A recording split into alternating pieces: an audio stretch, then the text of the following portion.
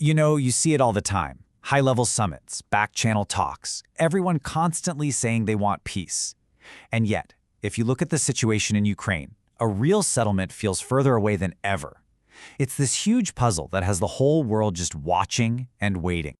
So, let's really dig into that question. In this explainer, we're going to peel back the layers of this conflict, one by one, to really understand the deep-rooted reasons why the path to peace is so difficult. All right, first up, let's look at the search for peace itself. Because on the surface, it looks like there's a ton of diplomatic activity going on. But as we'll see, underneath it all, the disagreements are so fundamental that they've basically created a complete and really frustrating dead end. To get a handle on this stalemate, you first have to realize the problem isn't that people aren't talking. I mean, you've had summits in Alaska, high-stakes meetings in Brussels, and major powers like India are talking directly with Moscow. The phone lines are open, and honestly, that just makes the lack of any real progress even more confusing. And here it is. This is the absolute core of the problem. The starting positions are on completely different planets. Ukraine and its allies are demanding solid security guarantees and a total Russian withdrawal. Meanwhile, Russia is demanding a neutral Ukraine and the recognition of what it calls new territorial realities. These aren't just minor points to negotiate. They are fundamentally opposing visions for the future. It's a diplomatic brick wall. Now, this diplomatic deadlock isn't just happening in its own little bubble. To really get it, we need to pull the camera back, way back, and see this conflict as just one symptom of a much bigger shift that's happening, a world that is literally dividing right before our eyes.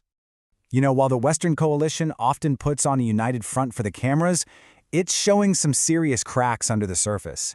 You've got leaders like Italy's Giorgia Meloni who are openly challenging major EU policies because of the economic pain they're causing back home. This isn't just political bickering, it points to some deep fractures over the massive cost of the current strategy. So, while the West is showing these fractures, on the other side of the world, something else is happening. Consolidation. U.S. policies have, kind of ironically, pushed countries like India and Brazil to get even tighter within blocs like BRICS. Russia and China are working together more closely than ever. And all across Africa, nations are building new partnerships, feeling like Moscow treats them with more respect than their old colonial rulers. A whole new bloc is hardening. But okay, to really, truly understand this deadlock, we have to go even deeper than geopolitics. Because at its heart, this is a battle of beliefs. It's a war that's being fueled by two completely different worldviews, and two totally irreconcilable versions of history. It's like there are two competing origin stories for this whole conflict. The Western story frames it as a simple, unprovoked invasion, period. But the Russian story is that this was a response to decades of NATO expanding right up to its doorstep, which they say violated this core principle of indivisible security, this idea that you can't make yourself safer by making someone else less safe. In fact, Professor John Mearsheimer has even called the Western narrative childish babble, which just shows you how deep and bitter this disagreement over the past really is. This quote from a former Czech diplomat, wow, it just gets right to the heart of this ideological split. What he's saying is that from the perspective of many outside the West, all the talk about human rights and values, well, it often looks less like a genuine principle and more like a political weapon, a tool that you use against your rivals but conveniently forget about when you're dealing with your friends. And that perceived hypocrisy just destroys trust. It makes real diplomacy almost impossible. So what's actually fueling these competing worldviews? Well, political analyst Gilles Grissani has this fascinating idea. He argues some leaders are retranslating empire.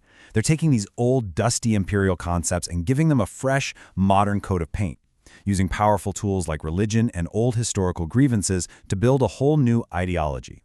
And this ideology gives them a powerful reason to expand their influence in a world they see as borderless, a reason that goes way beyond the daily ups and downs of public opinion polls.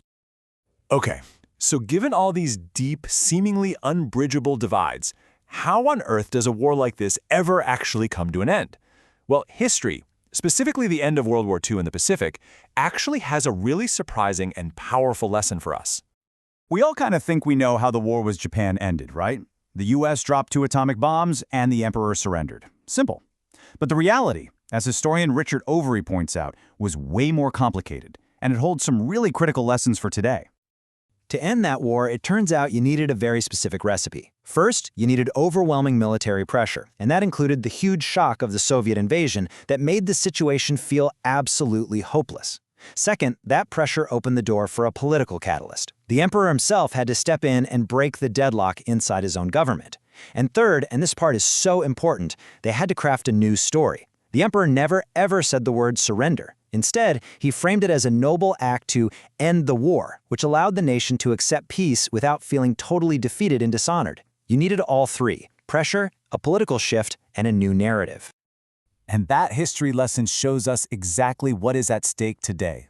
The war in Ukraine isn't just about lines on a map. It is a physical battle over power, yes, but it's also a battle over competing beliefs, and fundamentally, it's a battle over the story we are all going to tell about our 21st century world. Which brings us to a final, really challenging thought. Peace requires so much more than just a ceasefire on a battlefield.